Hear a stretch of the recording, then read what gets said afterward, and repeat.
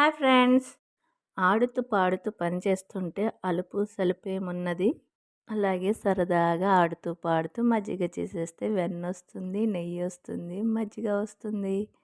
Litre పాలకి నాకు నెలకి అర కేజీ నెయ్యొస్తుందండి. మార్కెట్‌లో దొరికే నెయ్య ఒరిజినలో కాదో మనకు తెలీదు. అలాంటప్పుడు కొంచెం పాలెక్కువ పోయించుకుంటే నెయ్యి కూడా మనకి ఇంట్లోనే వచ్చేస్తుందిగా. ఇలా చిలికిన మజ్జిగ అయితే చాలా టేస్ట్ ఉంటుందండి. చూడండి అప్పుడే వెన్నొచ్చేసింది. ఇది నేను 3 డేస్‌కి వచ్చినటువంటి మీగడతో చేసిన వెన్న. మీగడ ఎక్కువ కాలం రోజులున్నా ఆ మజ్జిగ అంత టేస్ట్ ఉండదు. పులుపొస్తుంది. అందుకని నేను 3 డేస్‌కి ఒకసారి చేసేస్తాను. చూడండి వెన్న పల్చగా ఉంది. లేతగా ఉంది. చేత్తో తీస్తే జారిపోతుంది కాబట్టి ఫ్రిడ్జ్‌లో ఒక 5 మినిట్స్ ఉంచితే అది బాగా కొంచెం గట్టిగా అవుతుంది.